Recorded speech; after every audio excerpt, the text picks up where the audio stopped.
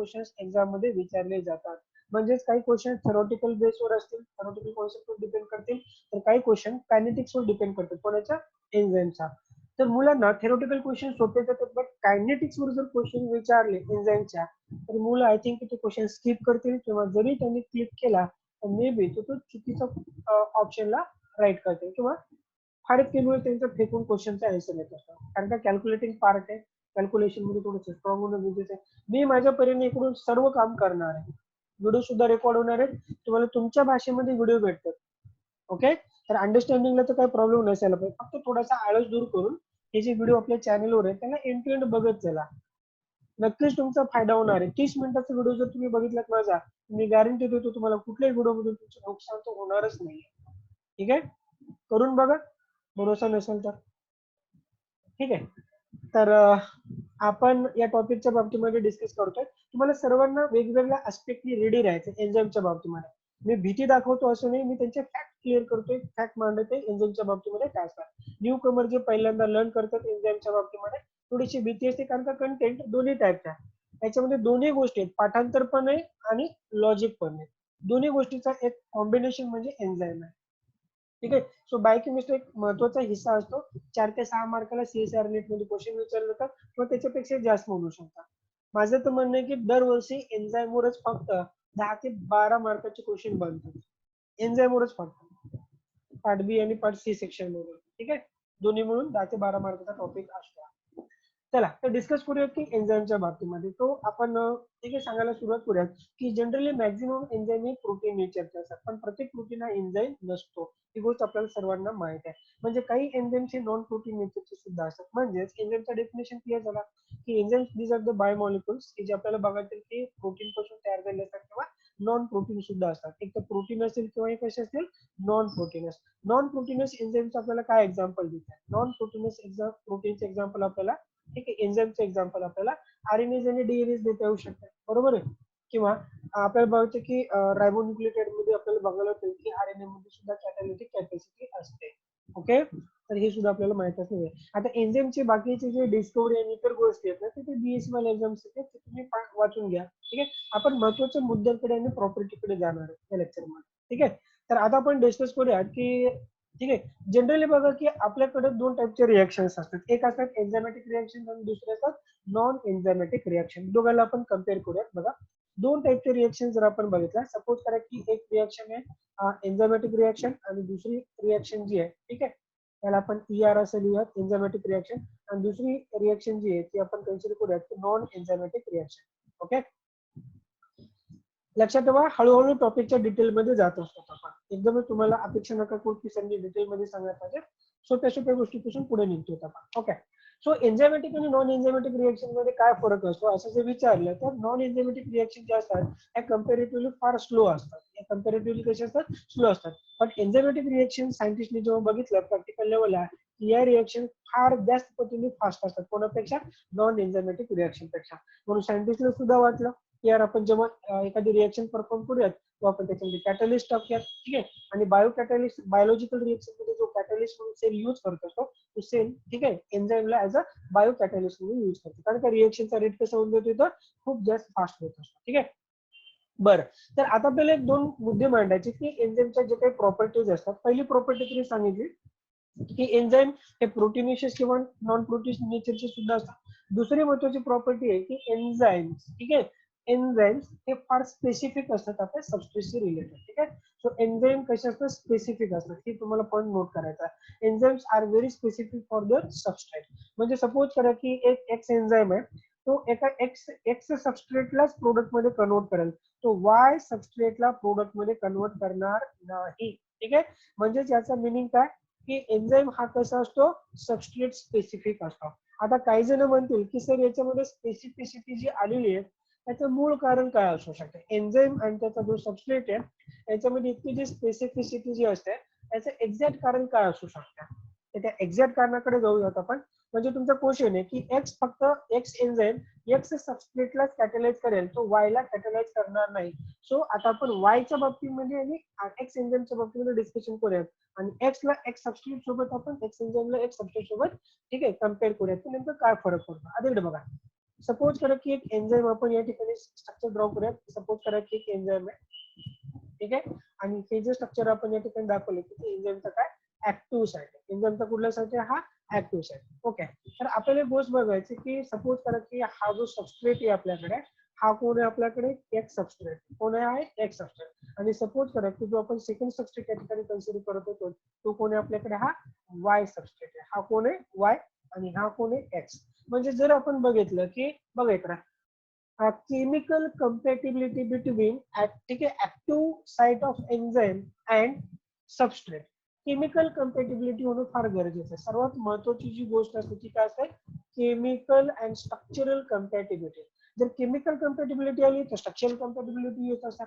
So एक शब्द आपण युज करतोय कम्पॅटिबिलिटी, हा फार महत्वाची गोष्ट आहे. ठीक आहे, केमिकल कम्पॅटिबिलिटी आणि आपण काय सांगतो स्ट्रक्चरल कम्पॅटिबिलिटी. ज्या एन्झाईम आणि सबस्ट्रेट मध्ये असते तेच एकमेकांसोबत बाइंड होत असतात.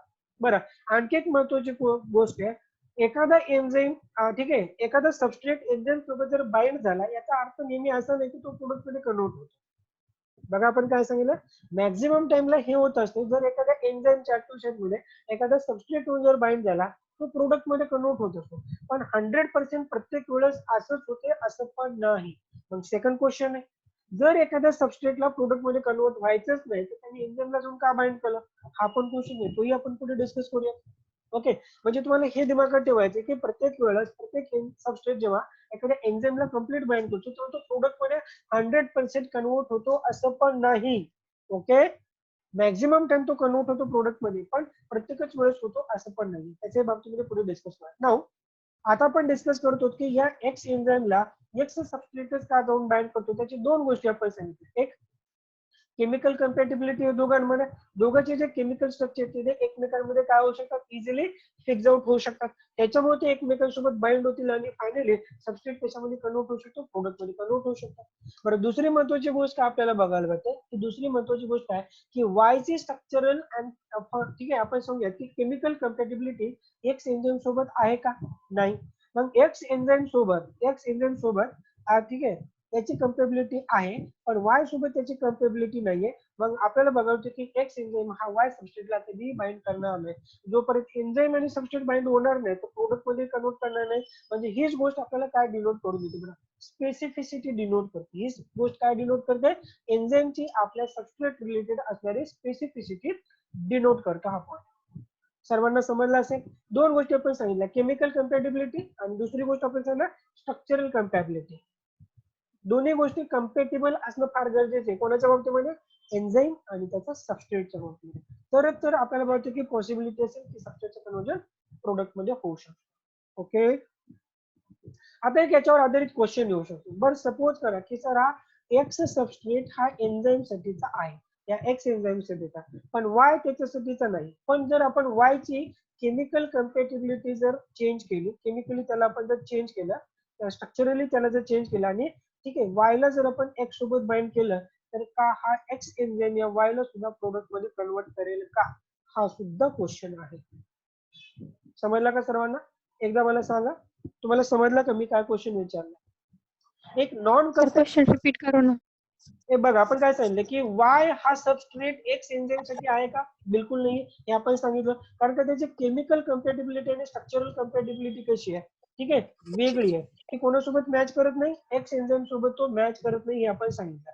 बट जर आपण ठीक आहे आर्टिफिशियली त्याला जर इंड्यूस केलं, त्याला चेंज केलं, वायला जर आपण चेंज केलं आणि याचं स्ट्रक्चर अॅनालोगस बनवलं, कोणासारखा, एक्स सारखं स्ट्रक्चर बनवलं, तर एक्स एन्झाईम वाय ला सुद्धा एक्स सारखंच प्रोडक्ट मध्ये कन्वर्ट करेल का, हा आपला क्वेश्चन आहे. नाही. का बरं, आपल्याला तर दोन्ही गोष्टी भेटल्या ना, केमिकल कम्पॅटिबिलिटी सुद्धा भेटली आणि स्ट्रक्चरल कम्पॅटिबिलिटी सुद्धा भेटली, तरी हा एन्झाईम त्याला कन्वर्ट का नाही करणार मग.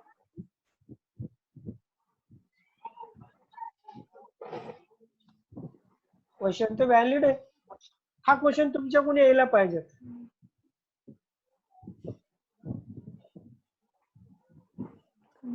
म्हणजे जर आपण ठीक आहे आपल्या घरच्या डॉगीला जर कुत्र्याचा म्हणजे वाघाचा जर कलर मारला, वाघाच्या पाठीवर जसा कलर असतो, तर याचा अर्थ असं नाही होणार की ठीक आहे आपण त्याच्यासारखा मिमिक कंपाऊंड तयार केला.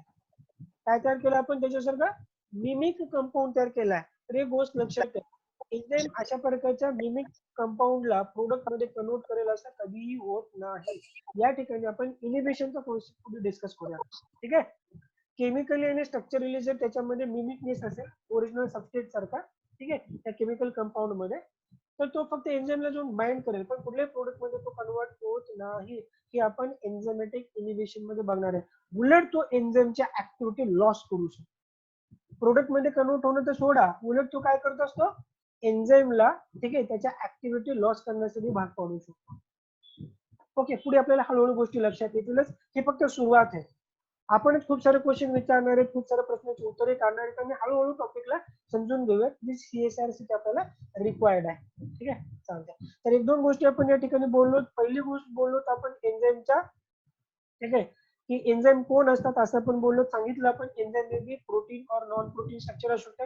दुसरी महत्वाची गोष्ट आपण सांगितले की एन्झायमॅटिक रिएक्शन आणि नॉन एन्झायमॅटिक रिएक्शन मध्ये नॉन एन्झायमॅटिक रिएक्शन स्लो असतात तर एन्झायमॅटिक रिएक्शन फास्ट असतात. याचं कारण मी आणखी दिले नाही, असं का होतं याचं उत्तर नाही दिलेलं मी, फक्त हे सांगितलं की फॅक्ट सांगितलंय enzymatic reaction are faster than non enzymatic reaction, आणि त्याचं उत्तर थोड्या वेळानंतर तुमच्या समोर येईलच. ठीक आहे. तिसरी महत्वाची गोष्ट सांगितली आपण स्पेसिफिसिटीच्या बाबतीमध्ये, प्रत्येक एन्झाईम आपल्या सबस्ट्रेटचा स्पेसिफिक असतो. ओके, तो दुसऱ्याला प्रोडक्ट मध्ये कन्वर्ट करणार नाही, ही गोष्ट एवढीच कळली आहे. ठीक आहे. त्याचे कारण सुद्धा आपण सांगितलं, केमिकल आणि स्ट्रक्चरल कम्पॅटिबिलिटी हे त्याचं आपण कारण सांगितलं. उद्या तुम्हाला जर कोणी क्वेश्चन विचारलं तर कारण असेल तुम्हाला माहित असणे गरजेचं आहे. ओके, नाव तिसरी महत्वाच्या प्रॉपर्टीकडे जाऊयात आपण, की एन्झाईम आपल्याला माहिती आहे की ऍक्टिव्हेशन एनर्जीला डिक्रीज करतो. बघा, ही फार महत्वाची गोष्ट आहे. खूप जणांना याच्यामध्ये प्रॉब्लेम आहे. ठीक आहे, तर आपण त्या प्रॉब्लेमला आता दुरुस्त करूया.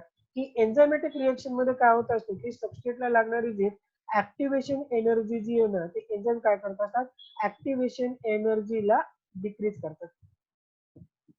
ऍक्टिव्हेशन एनर्जीला डिक्रीज करतो एन्झाईम. आता आपल्याला बघायचं की डिक्रीज करणे म्हणजे काय आणि एक्झॅक्टली ऍक्टिव्हेशन म्हणजे काय किंवा ऍक्टिव्हेशन एनर्जी काय भानगड आहे हे बघणं फार गरजेचं आहे. ओके, ऍक्टिव्हेशन तुम्ही फक्त नोट करा की एन्झायमॅटिक रिएक्शन मध्ये काय होत असतं की सबस्ट्रेटचा जो ऍक्टिव्हेशन एनर्जी जो असतो किंवा रिएक्टंटचा जो ऍक्टिव्हेशन एनर्जी जो असतो तो डिक्रीज होतो. बस एवढं लिहा, त्याला एक्सप्लेन आपण करूया. ओके, काय सांगितलं आपण की ऍक्टिव्हेशन एनर्जी त्या ठिकाणी काय होईल, डिक्रीज होतो. हा पॉइंट आपण डिस्कस करणार आहे की how activation energy will be decrease. Activation energy जर जास्त झाली तर काय परिणाम होतो आणि ऍक्टिव्हेशन एनर्जी जर डिक्रीज झाली तर काय परिणाम होतो, या गोष्टी आपण डिस्कस करूया. ओके, बरं, सपोज करा की ऍक्टिव्हेशन एनर्जी म्हणजे काय हे आपल्याला एका ग्राफ थ्रू सांगणं गरजेचं असेल. बरोबर आहे. आपण एक काम करूया की एक ग्राफ काढूया त्या ठिकाणी. बघा, ग्राफ मध्ये आपल्याला समजून घ्यायचं की what is the activation energy. की ऍक्टिव्हेशन एनर्जी ही काय भानगड असते. बरं, त्याच्यासाठी आपण काय करूयात की तो एक असा लाईन देऊयात, तिथून त्याला हळूहळू असं वर घेऊन जाऊयात, परत खाली आणूया त्याला आणि असा ग्राफ आपण इथे काढूया. ओके, नाव ठीक आहे. या ठिकाणी आपण दोन ऍक्सिस सुद्धा शो केले. हा असेल कुठला ऍक्सिस आपल्याकडे, एक्स ऍक्सिस, आणि हा ऍक्सिस कुठला आपल्याकडे, वाय ऍक्सिस. ठीक आहे. सो वाय ऍक्सिसला आपण घेतलं ऍक्टिव्हेशन एनर्जी. काय घेतलं आपण, ऍक्टिव्हेशन एनर्जी. आता बघा, तुम्हाला या गोष्टीची सवय व्हायला पाहिजे. बरं, आता तुम्हाला ग्राफ रिलेटेड कॉन्सेप्ट याची सवय होणं गरजेचं आहे. जर तुम्ही अशा गोष्टीला जर दुर्लक्ष केला तर सोडून द्या, तुम्ही बायोकेमिस्ट्री मध्ये कधी परफेक्ट होणार नाही. या गोष्टी तुम्हाला समजून घ्यायच्याच म्हणजे घ्यायच्या. ठीक आहे. आता बघा, सपोज करा की आपल्याकडे ठीक आहे सबस्ट्रेट आहे किंवा रिएक्टंट आहे. आपण सांगितलं की त्याचं एक पर्टिक्युलर कॉन्सन्ट्रेशन आहे, म्हणून आपण त्याला सांगितलं की सपोज करा की आपल्याकडे दोन रिएक्टंटचं कॉन्सन्ट्रेशन घेतलं आपण, ए आणि बी चा. दॅट इज आपण त्यालाच आपण काय बोललो, हा, ए आणि बी रिएक्टंटचं कॉन्सन्ट्रेशन घेतलं. That is about the molar concentration of substrate. काय घेतलं आपण, मोलर कॉन्सन्ट्रेशन ऑफ सबस्ट्रेट. बरं, रिएक्टंट जेव्हा एकमेकांसोबत रिॲक्ट होत नाही तेव्हा त्यांच्यामध्ये ऍक्टिव्हेशन एनर्जीचं जे अमाऊंट असेल ही ऍक्टिव्हेशन एनर्जी आपण घेऊयात या ठिकाणी. ठीक आहे. याचं जे अमाऊंट असेल तर फार कमी असेल, इतकंच अमाऊंट असेल ऍक्टिव्हेशन एनर्जी. बरं, हळूहळू काय होत असते माहिती आहे का की ऍक्टिव्हेशन एनर्जी इन्क्रीज व्हायला सुरुवात होत असते. काय होत असते, ऍक्टिव्हेशन एनर्जी इन्क्रीज व्हायला सुरुवात होते. ग्राफ असा वर चाललाय. म्हणजे आपण काय करूया की या बेसिक पॉईंट पासून ग्राफला असं वर नेऊ शकतो किती पर्यंत असा. बरोबर आहे. ही झाली काय आपल्याकडे ऍक्टिव्हेशन एनर्जीचा ग्राफ. हा काय झाला आपल्याकडे, ऍक्टिव्हेशन एनर्जीचा ग्राफ. म्हणजेच जेव्हा एखाद्या ट्यूब मध्ये दोन रिएक्टंट आहेत, सुरुवातीला ते रिएक्टंट एकमेकांपासून सेपरेट आहे तेव्हा कुठल्याही प्रकारची ऍक्टिव्हेशन एनर्जी नाहीये, पण हळूहळू दोन रिएक्टंट एकमेकांच्या कॉन्टॅक्ट मध्ये यायला लागले, त्यांची केमिकल ग्रुप एकमेकांसोबत रिॲक्ट व्हायला सुरुवात झालेली आहे आणि दोन केमिकल ग्रुप एकमेकांसोबत रिॲक्ट होत होत होत एका स्टेज पर्यंत जात असतात. त्या स्टेजला आपण काय म्हणतो, ट्रान्झिशन स्टेट. काय म्हणतो आपण त्या स्टेजला? Transition state. काय बोलतो आपण त्या स्टेटला? ट्रान्झिशन स्टेट असं बोलतो. म्हणजेच आता ऍक्टिव्हेशन एनर्जीचा डेफिनेशन क्लिअर झाला. ऍक्टिव्हेशन एनर्जीचा डेफिनेशन सुद्धा क्लिअर झाला. काय सांगते ऍक्टिव्हेशन एनर्जीचं डेफिनेशन? जर एखाद्या सबस्ट्रेट म्हणजे रिएक्टंटला ग्राउंड स्टेट पासून ट्रान्झिशन स्टेट पर्यंत नेण्यासाठी जी काही अमाऊंट ऑफ एनर्जी आपण त्या ठिकाणी सिस्टीम देत असते. कोण देत असते? सिस्टीम. ठीक आहे, तर त्यालाच आपण काय म्हणतो? Activation energy. काय बोलतो आपण त्या कॉन्सेप्टला? Activation energy. बघा या ठिकाणी आपण सांगतो की दोन रिएक्टंट एकमेकांपासून सेपरेट होते, हळूहळू दोन रिएक्टंट एकमेकांसोबत रिॲक्ट व्हायला सुरुवात झाली आणि ते पर्टिक्युलर एका स्टेटला जाऊन पोहोचतात. त्या स्टेटला आपण काय बोलतो? Transition state. काय बोलतो आपण? Transition state. म्हणजेच ऍक्टिव्हेशन एनर्जीचा difference between ground state to the transition state. बरोबर आहे. ऍक्टिव्हेशन एनर्जी हा कुठला डिफरन्स आहे? ग्राउंड स्टेट आणि आपण काय सांगितलं? Transition state. याच्यामधला जो काही डिफरन्स आहे that is about the activation energy. बरोबर आहे. चला याला आपण एका छोट्या उदाहरणामध्ये समजून घेऊया. सपोज करा की आपल्या घरी एखादा मुलगा आहे, त्याचा स्वभाव फार शांत आहे. आज आपल्याला कुठल्याही हालतीमध्ये त्याच्यासोबत त्याला भांडण करायचं, पण आपल्याला माहिती आहे की ज्याचा मुळाचा स्वभाव शांत असतो तो भांडण्यासाठी इझिली तयार नाही होणार. बरोबर आहे. मग आपण काय करणार? त्याला डिवचणार. बिलकुल त्याला इतक्या साऱ्या गोष्टी बोलायच्या, हळूहळू हळूहळू त्याचा अँगर काय होत जाईल? वाढत वाढत वाढत वाढत वाढत. जो ग्राउंड स्टेटला होता तो आता पर्टिक्युलर एका टाइमला एका फेजला पोहोचतो की तो बेटा सुद्धा आता भांडणाला तयार झाला. जेव्हा तुम्ही इतकी एनर्जी त्याला प्रोव्हाइड करत करत त्या स्टेज पर्यंत घेऊन गेला की तो स्वतःमध्ये काय करायला लागला? चेंज करायला लागला. स्वतःच्या शांत स्वभावाला तो रागीटपणामध्ये कन्वर्ट करायला लागला. हे जे कन्व्हर्जन जे असते त्याच्यासाठी जे काय आपण एक्सटर्नल एनर्जी जी दिली that is about the activation energy. त्याला काय बोलतो आपण? Activation energy. जे आपण घरच्या उदाहरणा मधून समजून घेण्याचा प्रयत्न केला. ओके, नाऊ आता आपण समजून घेऊया की ट्रान्झिशन स्टेट ही आपल्याला बघतो की ग्राउंड स्टेट पेक्षा कशी डिफरंट असते. ट्रान्झिशन स्टेट ही ग्राउंड स्टेट पेक्षा कशी डिफरंट असते हे बघणं फार गरजेचं आहे. बरं सपोज करा की आपल्याकडे आपण एक केमिकल कंपोनेंट घेऊया. सपोज करा की CH3OH ग्रुप आहे, आपल्याकडे अल्कोहोलिक ग्रुप आहे मिथाइल अल्कोहोल. ठीक आहे, किंवा मिथेनॉल म्हणू शकतो. ओके, बरं याची रिएक्शन आपल्याला कोणासोबत करायची? आता होईल का नाही माहित नाही मला, पण आपण याची रिएक्शन करणार आहे हायड्रोजन ब्रोमाइड सोबत. कोणासोबत करणार आहे याची रिएक्शन? Hydrogen bromide. तर मला एक गोष्ट सांगा की या रिएक्शन साठी आपल्याकडे दोन रिएक्टंट आलेत अलग अलग. रिएक्टंट ए याला कन्सिडर करूयात आणि याला आपण रिएक्टंट बी कन्सिडर करूयात हायड्रोजन ब्रोमाइडला. गोष्ट करेक्ट आहे. हायड्रोजन ब्रोमाइडला आपण रिएक्टंट बी कन्सिडर करूयात. बरं दोघांना आपण एका ट्यूब मध्ये टाकलं, पण काही टाइम दोघं एकमेकांसोबत कॉन्टॅक्ट मध्ये नसतात, तेव्हा ए आपल्या ओरिजिनल ए फॉर्म मध्ये असेल आणि बी हा आपल्या ओरिजिनल बी फॉर्म मध्ये असेल, तेव्हा आपण सांगतो की कुठल्या स्टेटला? ग्राउंड स्टेटला आहेत असं सांगतात. कुठल्या स्टेटला आहे? ग्राउंड स्टेटला.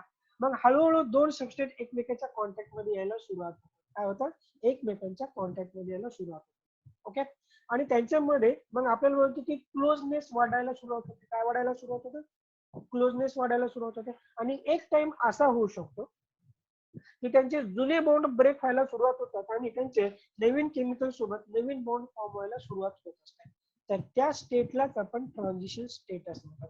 ट्रान्झिशनचा अर्थ होतो चेंज. जुन्या गोष्टी काय होत असतात की नवीन गोष्टीमध्ये बदलायला सुरुवात होत असतात. That is about the transition. That is about the आपण काय सांगूया? ट्रान्झिशन. बघा इकडे परत एकदा समजून सांगण्याचा प्रयत्न करतो. काय तर सपोज करा की हा मिथिल अल्कोहोल होता आपल्याकडे, ज्याच्याकडे 3 हायड्रोजन ग्रुप अशा प्रकारे अटॅच होते, मिथेनॉल. ओके, आणि एक OH ग्रुप अशा प्रकारे होता. ठीक आहे, बरं याची रिएक्शन आपण कोणासोबत केली? HBr सोबत. HBr सोबत याची रिएक्शन कोणासोबत करतो? HBr सोबत. बरं हे दोन्ही स्ट्रक्चर आपल्या नेटिव्ह कन्फर्मेशन मध्ये आहेत, म्हणजे ग्राउंड स्टेट आहेत असं आपण कन्सिडर करत. पण सपोज करा की थोड्या वेळाच्या नंतर ठीक आहे, हायड्रोजन सोबत हा जो ब्रोमीन जो अटॅच आहे यांनी आपला बॉन्ड या कार्बन सोबत फॉर्म करायला सुरुवात केली असं समजा. बरोबर आहे. कोणासोबत? कार्बन सोबत बॉन्ड फॉर्म करायला सुरुवात केली. म्हणजे याने काय केलं की आपला जुना बॉन्ड कोणासोबत होता? हायड्रोजन सोबतचा. जुना बॉन्ड ब्रेक करायला सुरुवात केली आणि नवीन बॉन्ड कोणासोबत फॉर्म करायला सुरुवात केली त्याने? कार्बन सोबत. बरं त्याच वेळेस काय होत असेल की कार्बन सोबत जो हायड्रोजन ग्रुप जो या ठिकाणी बाइंड आहे हा आपला बॉन्ड काय करेल? ब्रेक करायला सुरुवात करेल आणि हा कोणासोबत बॉन्ड फॉर्म करायला सुरुवात करेल? या हायड्रोजन सोबत. म्हणजे काय होत असते की जुन्या गोष्टी ब्रेक व्हायला सुरुवात झाल्या आणि नवीन गोष्टी फॉर्म व्हायला जेव्हा सुरुवात होत असते, ही जी स्टेट असते याच स्टेटला आपण ट्रान्झिशन स्टेट असं बोलतो. मला जेवढं केमिस्ट्रीचं नॉलेज आहे त्याच्यानुसार मी एक्सप्लेन करण्याचा प्रयत्न करतोय. बघा काय सांगितलं आपण, जुने बॉन्ड ब्रेक होणं आणि नवीन बॉन्ड फॉर्मेशन होणं ही जेव्हा ज्या फेज मध्ये हा कार्यक्रम होत असतो ना, त्याच स्टेटला आपण काय बोलतो, ट्रान्झिशन स्टेट. ओके, म्हणजेच ग्राउंड स्टेट मधून आपण त्यांना ट्रान्झिशन स्टेट मध्ये जर घेऊन आलात, सिस्टीमने याला एनर्जी दिली. कोणी एनर्जी दिली? जी काही सिस्टीम आहे त्या ठिकाणी त्या सिस्टीमने त्याला एनर्जी दिली ग्राउंड स्टेट मधून ठीक आहे ट्रान्झिशन स्टेट मध्ये जाण्यासाठी. तर त्याच एनर्जीला आपण ऍक्टिव्हेशन एनर्जी असं बोललो. काय बोललो आपण त्याला? ऍक्टिव्हेशन एनर्जी असं बोललो. फार महत्वाचा कॉन्सेप्ट आहे, तुम्हाला जो समजून घ्या. ओके, तर आपल्याला एक गोष्ट बघायला भेटते की ऍक्टिव्हेशन एनर्जी जितकी कमी असेल तितकी रिएक्शन कशी असेल, फास्ट असते. म्हणजे मला एक गोष्ट सांगा, एका शांत पोराला फार कमी वेळामध्ये तुम्ही त्याला रागीट स्वभावामध्ये जर कन्वर्ट झाला तर तुम्हाला जी पाहिजे रिएक्शन तो ती रिएक्शन तुम्हाला त्याच्याकडून भेटून जाईल. बघा मी काय सांगितलं एक्झाम्पल, जर एखाद्या शांत स्वभाव असणाऱ्या माणसाला तुम्ही त्याला रागीट स्वभावामध्ये कन्वर्ट होण्यासाठी बिलकुल फार कमी टाइम मध्ये त्याला जर ट्रान्झिशन स्टेट पर्यंत नेलात तर रिएक्शन कसा होऊन जाईल, फास्ट होऊन जाईल. पण जितका टाइम तुम्हाला त्याला रागीट स्वभावामध्ये कन्वर्ट होण्यासाठी लागणार आहे तितका रिएक्शन स्लो होऊन जाईल. एखाद्या रिएक्शनला जर टाइम जास्त लागत असेल याचा मिनिंग काय असतो, रिएक्शन स्लो असतो. एखाद्या रिएक्शनला टाइम कमी लागतो याचा मिनिंग काय, रिएक्शन फास्ट आहे. ऍक्च्युअली रिएक्शन मध्ये टाइम कशासाठी लागत असतो असं जर विचारलं तर ते लागत असतो ऍक्टिव्हेशन एनर्जीसाठी. ट्रान्झिशन स्टेट येण्यासाठी जो टाइम लागत असतो ना, जी अमाऊंट ऑफ एनर्जी जी लागत असते तीच रिएक्शन फास्ट आहे का स्लो याला डिनोट करत असते. ओके, ज्या रिएक्शन मध्ये ऍक्टिव्हेशन एनर्जी फार कमी टाइम मध्ये होतो ती रिएक्शन कशी असते, फास्ट असते. ज्या रिएक्शन मध्ये ऍक्टिव्हेशन एनर्जी ठीक आहे कशी असेल, कमी असेल, ठीक आहे, किंवा ज्या आपण एक मिनिट, ज्या रिएक्शन साठीचा ऍक्टिव्हेशन एनर्जी कमी असतो ती रिएक्शन फास्ट असते आणि ज्या रिएक्शन साठीचा ऍक्टिव्हेशन एनर्जी जास्त असतो ती रिएक्शन स्लो असते. या दोन गोष्टी आपण सांगितल्या. चला मला या पहिल्या फेज मध्ये सांगा, ऍक्टिव्हेशन एनर्जी, ट्रान्झिशन स्टेट आणि ग्राउंड स्टेट या तीन कॉन्सेप्ट तुम्हाला समजल्या का? का कोणाला काही डाऊट असेल तर विचारू शकतो.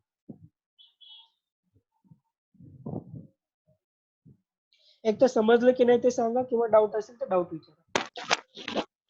समजलं सर. समजलं सर. समजायला व्यवस्थित सर्वांना? ओके समजत असेल ओके चालते. कोणाला जर काय डाऊट नाही, कारण ते सिंपल गोष्टी आहेत, डाऊट वाली आणखी तो गोष्ट येणारच नाही. ठीक आहे, तर पुढे आपण बघू. सर हा बोला. Ground state to activation energy पर्यंत जाणाऱ्या कुठल्या पण प्रोडक्टला बाकीचे पण फॅक्टर हे करतात ना, एफेक्ट करतात ना. म्हणजे एखादी रिएक्शन होत आहे तर त्या म्हणजे सोल्युशनची पीएच वगैरे एफेक्ट करतात का त्यांच्या रिएक्शन रेटला? हा करत असतात ना. आपण सध्या त्याला बाकीचे फॅक्टर निग्लिजिबल करून आपण फक्त कोणावर लक्ष देणार आहे, ठीक आहे. आपल्याला जे काही एक सिस्टीम मधून भेटणारी गोष्ट जे ग्राउंड स्टेट मधून रिएक्टंटला ठीक आहे एका ट्रान्झिशन स्टेट पर्यंत घेऊन जाणार आहे त्याच गोष्टीवर आपण फोकस करतो. अफेक्ट करणाऱ्या गोष्टी असतात, नाही असं थोडी नाही, अफेक्ट करणाऱ्या गोष्टी बिलकुल असतात. ते आपण पुढे पुढे डिस्कस करूया. सध्याचा आपला जो फोकस आहे तो अलग गोष्टीवर. ओके, तर आपण हे सांगितलं की ठीक आहे की केमिकल जे असतात ते स्वतःचं जे नेटिव्ह स्ट्रक्चर असतं ते हळूहळू चेंज करायला सुरुवात करतात. ट्रान्झिशन स्टेट मध्ये ते काय अशा लेवलला येऊन पोहोचतात. बरं एक गोष्ट काय की ट्रान्झिशन स्टेट मध्ये प्रोडक्ट फॉर्म होतो असं पण नाही. सर्वांनी गोष्ट लक्षात ठेवा, प्रोडक्ट फॉर्मेशन कडे चालली ती. मे बी कधी कधी काय होत असतं माहिती आहे की प्रोडक्ट फॉर्म होण्याच्या अगोदरच म्हणजे जर ती परत वापस फिरली तर होऊ शकते. म्हणजे ट्रान्झिशन स्टेट ही अशी स्टेट आहे तिथे चान्सेस आहेत की प्रोडक्ट फॉर्मेशन होऊ शकतो, पण ट्रान्झिशन स्टेट म्हणजे अशी गोष्ट नाहीये की तिथे प्रोडक्ट फॉर्म झालाच असं पण नाही. ओके, म्हणजे त्या शांत माणसाने विचार केला की आता आपण रागात आलो, समोरच्याला आता आपण एक फोन देणार, तितकंच त्याने विचार केला यार की मारणं बरोबर नाही, तो परत आपल्या ग्राउंड स्टेटला येऊ शकतो. आणि जर त्या शांत माणसाने रागामध्ये कन्वर्ट झाले तर पुढच्या त्याला ठेवून दिलाय याचा अर्थ प्रोडक्ट फॉर्म झाला. म्हणजे 100% हे नेहमी असं नसते की ट्रान्झिशन स्टेट मध्ये गेलं म्हणजे प्रोडक्ट फॉर्म होतो असतो असं नाहीये. त्याच्यानंतर प्रोडक्ट फॉर्म होत असतो आणि प्रोडक्ट फॉर्मेशन साठी हा पुढचा ग्राफ असतो आपल्याला. लक्षात आलं? म्हणजे या ठिकाणी आपण शो करतो की तो प्रोडक्ट फॉर्म होतो. तुम्ही खूप साऱ्या गोष्टींमध्ये बघितलं असेल रिएक्शन मध्ये की तुम्हाला प्रोडक्ट या ठिकाणी दाखवलं जातो आणि इकडे दाखवलं जातं. कोण सबस्ट्रेट. आणि ही जी स्टेट असते ती कुठली स्टेट असते, ती ट्रान्झिशन स्टेट असते. पॉसिबिलिटी होते की या ठिकाणी प्रोडक्ट फॉर्म होईल, त्याच्यानंतर होणार आहे. ट्रान्झिशन स्टेटचा ओरिजिनल मिनिंग असं सांगितलं आपण की ओल्ड बॉन्ड ब्रेक केले जातील आणि नवीन बॉन्ड काय केले जातात, फॉर्म केले जातात. म्हणजे मिथिल अल्कोहोल जर तुमचा मिथिल अल्कोहोल जर मिथिल ब्रोमाइड मध्ये कन्वर्ट झाला CH3Br आणि जो तुमचा हायड्रोजल ग्रुप जो होता या ठिकाणी हायड्रोजल ग्रुप, ठीक आहे, हा OH वाला आणि या सोबत या ठिकाणी काय फॉर्म होऊ शकतो, वॉटर मॉलिक्यूल तयार होऊ शकतो. तर आपल्याकडे प्रोडक्ट आणि बाय प्रोडक्ट दोघं पण आहे. ओके. तर ऍक्टिव्हेशन एनर्जी, आता आपल्याला कॉन्सेप्ट बघायचा आहे की एन्झायमॅटिक रिएक्शन मध्ये ऍक्टिव्हेशन एनर्जी डिक्रीज होत असते, हे आपल्याला बघायचं आहे.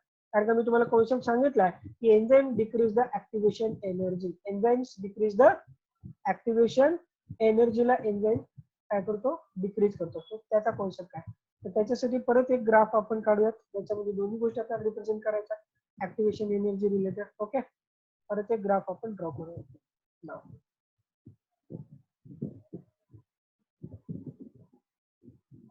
ओके,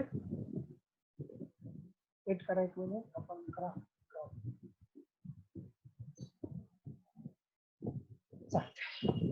तो दोन ग्राफ लाईन आपण ड्रॉ करूया.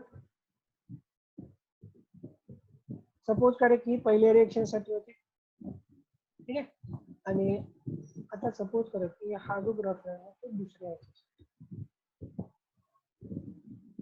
ओके. तर मला एक गोष्ट सांगा, ठीक आहे, या ठिकाणून जर आपण कम्पेअर केलं, सपोज करा की आपण जर या ठिकाणून ग्राउंड स्टेटमधून इथून जर कम्पेअर केलं, इथून कम्पेअर करूया त्यांना, एकाचा ऍक्टिव्हेशन एनर्जी तुम्हाला बघायला होतो की एवढाच आहे. ओके, हा झाला एका रिएक्शन साठीचा ऍक्टिव्हेशन एनर्जी, करेक्ट आहे का. दुसरी गोष्ट आपण सांगितली की हा दुसऱ्या रिएक्शन साठीचा ऍक्टिव्हेशन एनर्जी, बरोबर आहे. हा दुसऱ्या रिएक्शन साठीचा ऍक्टिव्हेशन एनर्जी. दोन्ही रिएक्शन मध्ये ऍक्टिव्हेशन एनर्जी मध्ये चेंज आहे का नाही सांगा बरं. एकाचा ऍक्टिव्हेशन एनर्जी बिलकुल कमी आहे, दुसऱ्याचा ऍक्टिव्हेशन एनर्जी कसा आहे, जास्त आहे. आपण वाय ऍक्सिस ला घेतलेली ऍक्टिव्हेशन एनर्जी, काय घेतली आपण, ऍक्टिव्हेशन, ही एनर्जी थोडीशी जास्त आहे. म्हणजे ट्रान्झिशन स्टेट पर्यंत जाण्यासाठी खूप जास्त वेळ लागला.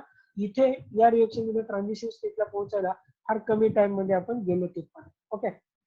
तर याचा अर्थ रेड कलरने जो ग्राफ दाखवलाय तो कोणाचा असेल, एन्झायमॅटिक रिएक्शनचा असेल का नॉन एन्झायमॅटिक रिएक्शनचा असेल, कोणाचा असेल. एन्झायमॅटिक. करेक्ट आहे. रेड कलर, करेक्ट आहे. रेड कलरने जो आपण जो ग्राफ रिप्रेझेंट केलाय तो एन्झायमॅटिक रिएक्शनचा आहे, आणि जो ब्ल्यू कलरने जो ग्राफ काढलाय तो आपण नॉन एन्झायमॅटिक रिएक्शनचा आहे. म्हणजेच ज्याच्यामध्ये ऍक्टिव्हेशन एनर्जी फार कमी टाइम मध्ये होते ती रिएक्शन कशी असते, फास्ट असते. ती रिएक्शन कशी असते, फास्ट. लक्षामध्ये, म्हणजे त्यांनी एक दोन शब्दामध्येच त्या शांत असणाऱ्या माणसाला रागामध्ये, म्हणजे राग येण्यासाठी त्याला भाग पाडला, याचा ते रिएक्शन फास्ट झाली. दुसरी गोष्ट असं सांगितली की त्या शांत माणसाला खूप साऱ्या गोष्टी बोलल्या, घंटा 2 घंटे, त्याच्यानंतर त्याला राग आला, तर किंवा 2 घंटे गेले ना, जेव्हा 2 घंटे जात असतील तेव्हा रिएक्शन स्लो आहे. बर, आता आपल्याला हे रिझन बघायचं की how enzyme decrease the activation energy. हा, एन्झाइम ऍक्टिव्हेशन एनर्जीला डिक्रीज करतो ही गोष्ट करेक्ट आहे, पण ती कशा डिक्रीज करतं हे बघणं तितकंच इम्पॉर्टंट आहे. तर आपण त्या कॉन्सेप्टकडे जाऊया, how enzymes decrease the activation energy, बरोबर आहे. बरं, आता आपण बघूया की सपोज करा की एक ट्यूब आहे, रिएक्शन ट्यूब आहे. या रिएक्शन ट्यूब मध्ये आपण काही सबस्ट्रेट घेतले, इमेजिन करा की या रिएक्शन ट्यूब मध्ये आपण काही सबस्ट्रेट घेतले आणि याच्यामध्ये आपण, ठीक आहे, रिएक्टंट घेतले, A+B असे रिएक्टंट घेतले, ठीक आहे, पण एन्झाइम आपण ऍडच केला नव्हता याच्यामध्ये. म्हणजे ही रिएक्शन कशी होती, स्लोली ट्रान्झिशन स्टेट पर्यंत पोहोचत होते. ओके. पण आपण काय काम केलं, याच्यामध्ये एन्झाइम ऍड केलं. याच्यामध्ये काय केलं आपण, जी नॉन एन्झायमॅटिक रिएक्शन होती त्याच्यामध्ये आपण एन्झाइम ऍड केला. तर एन्झाइम जसंही आपण त्याच्यामध्ये ऍड करतो ना, तर एन्झाइम मध्ये काय असते ते बघा, की एन्झाइम मध्ये आपल्याला माहिती आहे की, ठीक आहे, की स्वतः काही अमाऊंट ऑफ फ्री एनर्जी तयार करण्याची कॅपॅसिटी, काय तयार करण्याची, फ्री एनर्जी तयार करण्याची कॅपॅसिटी असते. म्हणजेच काय होत असते की एन्झाइम हा प्रोटीन नेचरचा आहे. एन्झाइम कसा आहे, प्रोटीन नेचरचा. तर याच्यामध्ये आपल्याला माहिती आहे की नॉन पोलर इंटरॅक्शन, सॉरी, आपण सांगितलं की नॉन कोव्हॅलंट इंटरॅक्शन जास्त असतात कोणामध्ये, एन्झाइम मध्ये. आपल्याला बघतो की नॉन कोव्हॅलंट इंटरॅक्शन असतात. म्हणजे एन्झाइम जो प्रोटीन बनलेला आहे, ठीक आहे, त्याच्यामध्ये नॉन कोव्हॅलंट इंटरॅक्शन्स आहेत, जसं की हायड्रोफोबिक इंटरॅक्शन्स आहेत, वॉन्डरवॉल इंटरॅक्शन्स आहेत, ठीक आहे. हायड्रोजन बॉन्डिंग आहेत आणि आयनिक म्हणजे आपण सांगतो की इलेक्ट्रोस्टॅटिक इंटरॅक्शन सुद्धा त्याच्यामध्ये प्रेझेंट असतात. ऍक्च्युअली एन्झाईमच्या स्ट्रक्चर मध्ये या गोष्टी प्रेझेंट असल्यामुळे काय होत असते की ठीक आहे त्या म्हणजे जे नॉन कोव्हॅलेंट जे इंटरॅक्शन असतात ते ट्रान्झिएंट नेचरचे असतात. ते कसे असतात? Transient nature. थोड्याच वेळात समजून जाईल मी काय गोष्टी सांगायला होत्या. हे ट्रान्झिएंट नेचरचे असतात. कोण? Non covalent interaction. म्हणजे या बनत असतात आणि तुटत पण असतात. म्हणजे एन्झाईमचं जे स्ट्रक्चर असते प्रोटीन स्ट्रक्चर त्याच्यामध्ये असणारे जे बॉन्ड असतात हे थोड्या वेळाने बनत पण असतात आणि थोड्या वेळाने ते तुटत पण असतात. मग या बनणे आणि तुटण्याच्या प्रक्रियेमधून काय होत असते माहिती आहे का? काही अमाऊंट मध्ये फ्री एनर्जी त्या ठिकाणी रिलीज होत असते. बघा काय सांगितलं, एन्झाईमच्या प्रेझेन्स मध्ये काय होत असते, काही अमाऊंट मध्ये फ्री एनर्जी त्या ठिकाणी रिलीज होत असते. आणि एन्झाईम काय करतो, याच फ्री एनर्जीचा वापर करून दोन रिएक्टंटला प्रोडक्ट मध्ये कन्वर्ट करतो. बघा आपण काय सांगितलं, एक सर गोष्ट. हा सर आवाज आपकी बहुत ब्रेक हो रही है सर. अरे बापरे. बरं रेकॉर्डिंग मध्ये व्यवस्थित पूरी येतो आवाज? कम्प्लीटली. ओके, रेकॉर्डिंग मध्ये कम्प्लीट येतो आवाज, तेव्हा रेकॉर्डिंग सुद्धा आहे का? आता मी परत एकदा सांगण्याचा प्रयत्न करतो. ओके, मे बी तुम्हाला वेळ आवाज व्यवस्थित, माझ्याकडून प्रॉब्लेम नाहीये, तुमच्याकडच्या इंटरनेटचा प्रॉब्लेम असेल. सर सबका हो रहा है क्या? सबका हो रहा है कि सिर्फ हमारा हो रहा है पता नहीं. ओके, बाकीच्यांना होते का फक्त सेमिना मॅडमचा प्रॉब्लेम आहे? बाकीच्यांनी सांगा, आवाज येतो व्यवस्थित? सर होते होतोय सर, ब्रेक होतोय थोडा थोडा. ओके, मग प्रॉब्लेम माझ्याकडून आहे. पण हे टेन्शन नका घेऊ, व्हिडिओ रेकॉर्डिंग मध्ये व्यवस्थित तुम्हाला भेटून जाईल, युट्यूबवर व्यवस्थित येऊन जाईल. ओके, तर आपण परत एकदा मी त्या कॉन्सेप्टला एक्सप्लेन करतो. आपण दोन गोष्टी सांगितल्या की एन्झाईम नसताना रिएक्शन स्लो का होतात आणि एन्झाईम असताना रिएक्शन फास्ट का होतात, हे आपल्याला बघायचं. ओके, बरं आता याचं एक छोटंसं उदाहरण घेऊयात. सपोज करा की दोन मुली आहेत, हॉस्टेलमध्ये एका रूम मध्ये राहतात. ठीक आहे, दोन मुली आपण एक्झाम्पल घेऊयात, ही एक मुलगी आहे आणि ही एक मुलगी आहे. ठीक आहे, दोन मुली आहेत, हॉस्टेलमध्ये रूम पार्टनर आहे. बरं सपोज करा की त्याच्यापैकी एक फार शांत आहे, ही वाली जी पोरगी आहे ना ही फार शांत आहे. ठीक आहे, आणि ही थोडीशी भांडकुदळ आहे, असं समजूयात. त्याचं थोडस म्हणजे तिला राग सहन नाही होत, कोणी काय बोललं तर ती लगेच अंगावर जाईल, अशी मुलगी. पण सपोज करा की ठीक आहे, या पहिलं जी शांत मुलगी ना हिचे एका दुसऱ्या मुलीसोबत भांडण झालं, भांडणाच्या तयारीत आहेत आता दोघी पण. ठीक आहे, हिच्यासोबत तिचे भांडण सुरू झाले. आता आपल्याला बघायला भेटेल की ही सुरुवातीला हिंमत नाही करणार की त्याला आपण पहिल्यांदा जाऊन हिच्यावर अटॅक करूयात, असं हिची हिंमत नाही होणार, कारण का मूळ स्वभावच कसा आहे तिचा, थोडासा शांत आहे. अर्थात तिच्याकडे फ्री एनर्जी थोडीशी कमी आहे. म्हणजे कामासाठी फ्री एनर्जीचा अर्थच काय होतो माहितीये का? Amount of energy that is required for the work done. काम करण्यासाठी जी एनर्जी जी लागते ना, फ्री एनर्जी त्याला असं आपण म्हणतो. त्याचं टेन्शन नका घेऊ तुम्ही. ओके, फार सोपा कॉन्सेप्ट आहे. बट एक गोष्ट मला समजून घ्या, सपोज करा की मुळातच शांत असेल ती हिच्यावर अटॅक नाही करणार, पण सपोज करा की तितक्याच ही तिची भांडकुदळ रूममेट तिथे आली, तर लगेच तिने काय केलं, हिच्यावर अटॅक करायला सुरुवात केली. आता तुम्ही विचार करणार, यार इतक्या वेळ ती घंटाभरापासून फक्त बोलत होती, जशी ही दुसरी मुलगी त्या ठिकाणी हजर झाली, या मुलीने काय केलं, पहिल्या मुलीने ठीक आहे आपल्या अपोनंटवर अटॅक केला. असं का झालं, याच्या मागचं काय कारण असं, म्हणजेच आपल्याला बघायला होते की हिच्या प्रेझेन्स मध्ये हिला ताकद भेटली. करेक्ट आहे? ठीक आहे, ए मुलीला बीच्या प्रेझेन्स मध्ये काय भेटली, थोडीशी ताकद भेटली, आणि त्या ताकदीचा वापर तिनं ठीक आहे कशासाठी केला, रिएक्शनसाठी केला. हेच आपल्याला बघायचं. म्हणजेच ही सेकंड जी मुलगी आहे ना ती कोण आहे, कॅटॅलिस्ट आहे. ती फक्त बोलली चल तू मार, मी तुझ्या सोबत, तू फक्त तिला हाण, काय टेन्शन घेऊ नको. ती समोरची सरकली तिला मारायला सुरुवात केली. हीच गोष्ट आहे त्या ठिकाणी. म्हणजे प्रेझेन्स ऑफ एन्झाईम आणि अब्सेन्स ऑफ एन्झाईम या दोन गोष्टी होत असतात. म्हणजे जेव्हा एन्झाईम त्या ठिकाणी येत असतो ना, एन्झाईम आल्याच्या नंतर काय होते, एन्झाईम मध्ये जे बॉन्ड असतात, एन्झाईमच्या स्वतःच्या स्ट्रक्चर मध्ये जे बॉन्ड असतात ते असतात नॉन कोव्हॅलंट बॉन्ड. आणि नॉन कोव्हॅलंट बॉन्ड हे ट्रान्झिएंट नेचरचे असतात, म्हणजे ते बनतही असतात आणि तुटतही असतात. आणि ते बनण्याने तुटण्यामुळे, बॉन्डच्या तुटण्यामुळे आणि त्याच्या बनण्यामुळे अमाऊंट ऑफ एनर्जी थोडीशी काय होत असते, रिलीज होत असते सिस्टीम मध्ये. कुठे रिलीज होत असते, सिस्टीम मध्ये. आणि त्याच एनर्जीला आपण फ्री एनर्जी म्हणतो. मग एन्झाईम काय करतो, त्या फ्री एनर्जीचा वापर करून दोन रिएक्टंटला एकमेकांसोबत काय करतो, भिडून देत असतो. आणि ते रिएक्टंट एकमेकांसोबत जर भिडायला सुरुवात झाले तर प्रोडक्टच्या फॉर्मेशनला वेळ लागत नाही.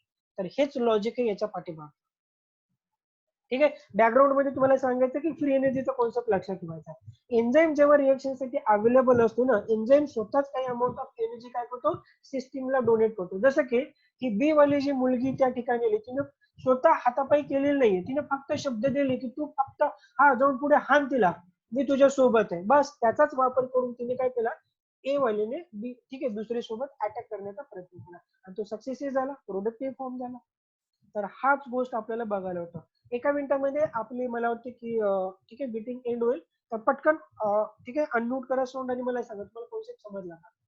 एन्झाईमच्या प्रेझेन्स मध्ये रिएक्शन का फास्ट होत असेल, कारण का एन्झाईम सिस्टीमला काय देतो, फ्री एनर्जी देतो. मग एन्झाईम मध्ये फ्री एनर्जी आली कुठून, त्याच्या ट्रान्झिएंट नॉन कोव्हॅलंट बॉन्ड मधून आली. बरोबर आहे. याच दोन गोष्टी आपण सांगण्याचा प्रयत्न केला. सर्वांना समजलं,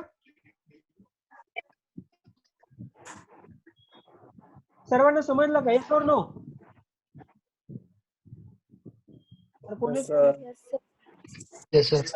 Yes, sir. Okay okay very good very good. हो सर. थोड्याच वेळामध्ये आपण ठीक आहे एका पुढच्या सेशनला सुरुवात करणार आहे. टेन्शन नका घेऊ, मी परत येईल. पण त्याच्यामध्ये आपण थोडंसं 5 मिनिटाचा इंटरव्ह्यू घेऊ. मला थोडं भूक लागली असेल.